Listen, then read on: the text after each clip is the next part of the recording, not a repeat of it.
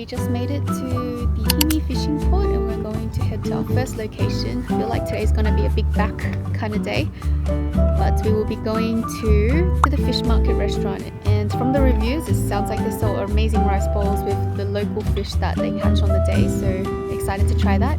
Later on at 12 o'clock we will be heading to a cafe restaurant called Household. You can actually stay there as an accommodation as well, but we decided to book somewhere else. We'll be heading to Amaharashi later this afternoon to get some shots of the train and to check out the area.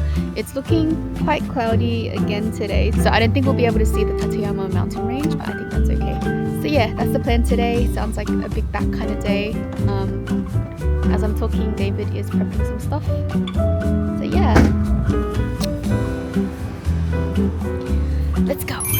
Hello guys, welcome back to our road trip. Today we are heading to Himi, which is a small seaside town that's an hour drive from Shirakawa-go. It's most known for its fishing ports and for the views of Mount Tateyama. We got here early in the morning to check out the beaches, and even though we were pretty tired, it was really nice to be by the ocean again. I personally think Toyama is one of the most charming prefectures in Japan, and honestly, people don't talk about it enough. There were a lot of restaurants in Himi that we wanted to try, so this vlog will be a little bit more food focused. I really hope you enjoy this vlog and all of the food shots as well. So there's a parking lot here which is free that you can park at, and then the restaurant is just up there. Here's the view! Our first stop today is a very popular sashimi rice bowl restaurant that's located inside the Himi fishing port. It gets quite busy after 10 AM, so I'd recommend coming here early. You can also see the fish market in action while you're here too.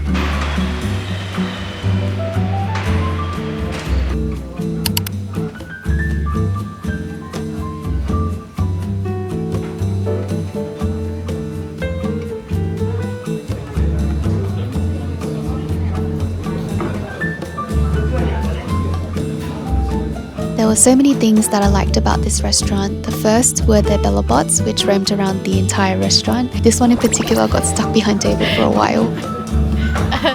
David!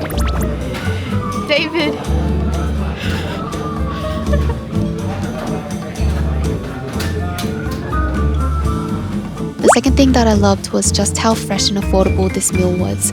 My bowl was only about $17, which is definitely cheaper than some spots that I've had in Tokyo and half of what I'd usually pay in Sydney.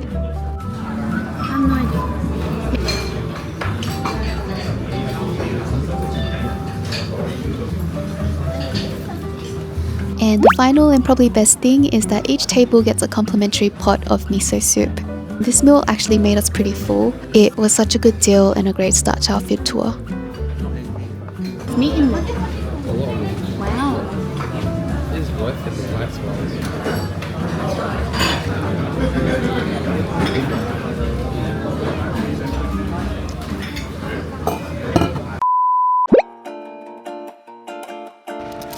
Let me come closer to you. Am I allowed to come closer?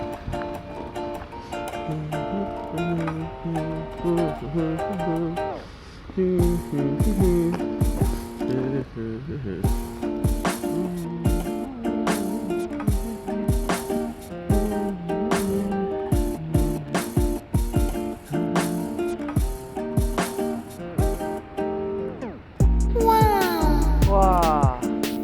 You're one beautiful bird, aren't you?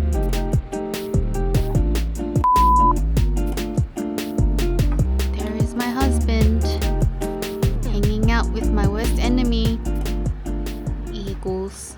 We are now heading to Household to grab our seasonal lunches. Honestly, David and I are still pretty full from this morning's breakfast.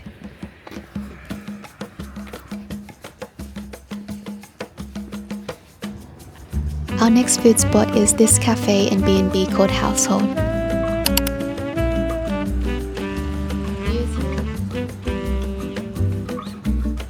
This is Shinya Natsumi, who left Tokyo in 2015 and transformed an old kimono shop into what it is today. Household was really the highlight of our stay in Himi. I loved everything about this space, from the plants to little decorations and mementos left by past visitors. It really felt like we stepped into someone's home. This meal reminded me that it really takes a village to bring food to the table. All of the ingredients that you see were harvested from either local farmers or fishermen, and the menu here changes every day.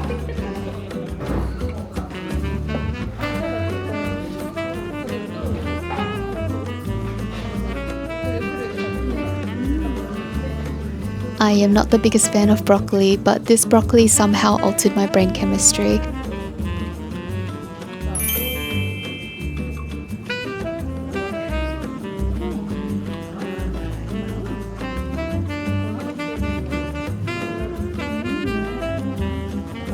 Of course, everything else we had was equally as delicious, but the highlight for me was definitely their dessert. So this is their dessert menu. So cute. Creme brulee cheesecake. Tiramisu. Umesora float.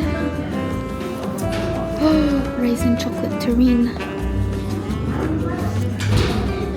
Obvious. Ume yogurt ice cream.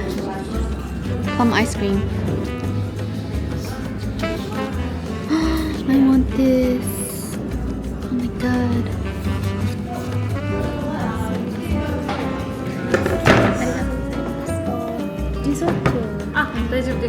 You guys, what I'm about to show you was hands down the best desserts we had this trip.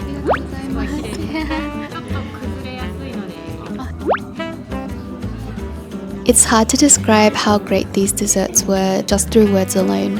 I love the textures of the eaten mess, and the plum jam just complemented everything so well with how sour, sweet and bitter it was at the same time.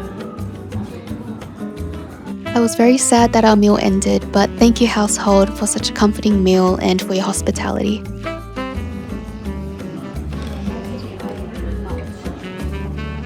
After lunch, we drove for 5 minutes down to Amaharashi to get a shot of the iconic red train. The weather was quite bad on this day, but usually you'd be able to see Mount Toyama in the background.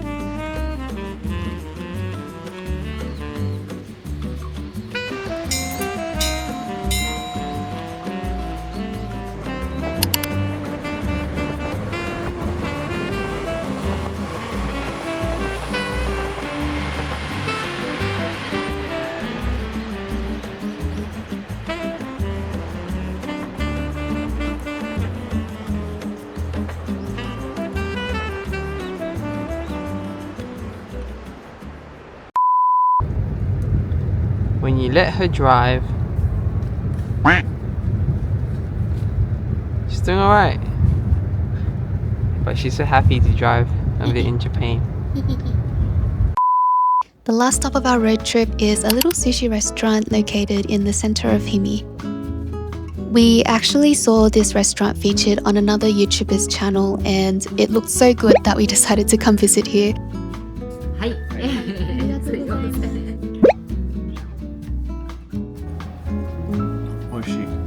It's not slimy. Oh, nice.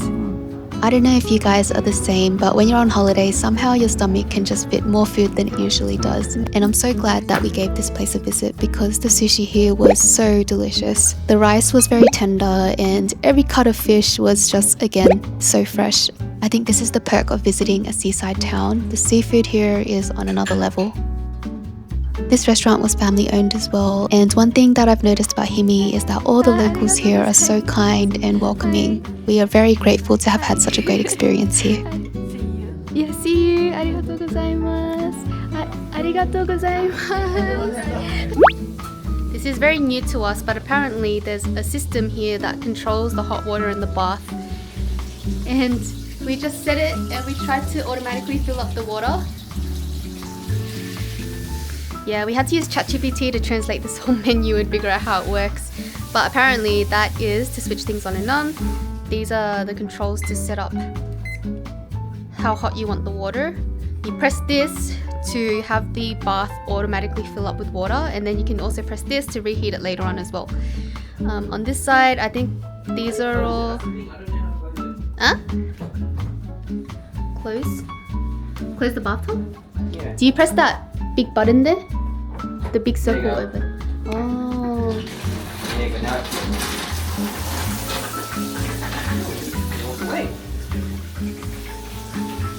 I hope it doesn't overfill later.